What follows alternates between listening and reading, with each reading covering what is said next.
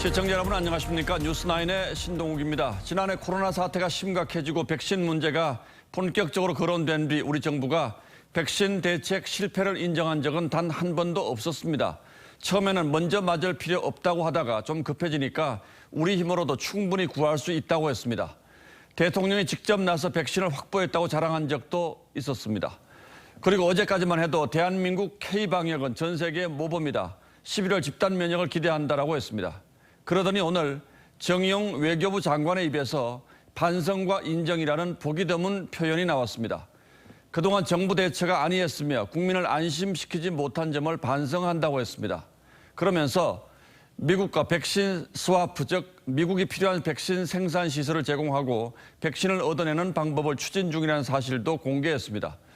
물론 성공 가능성은 전혀 별개의 문제입니다만 이제라도 현실을 직시하게 된 걸 다행이라면 다행으로 생각해야 할 것 같습니다. 구민성 기자가 먼저 보도하겠습니다. 국회에 출석한 정의용 외교부 장관이 백신 확보에 자신만만했던 정부 입장과 전혀 다른 얘기를 했습니다.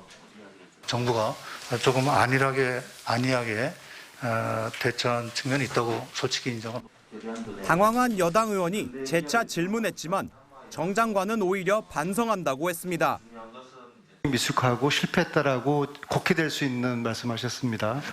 이 백신 도입에 그 국민들을 좀 안심시킬 수 있을 정도로 했느냐 하는 데 대한 제 반성의 말씀이었다는 걸. 그동안 문 대통령은 충분한 물량이 확보돼 있다고 자신했습니다. 지금 그 백신은 충분히 빨리 도입되고 있고 또 충분한 물량이 확보가 되었습니다.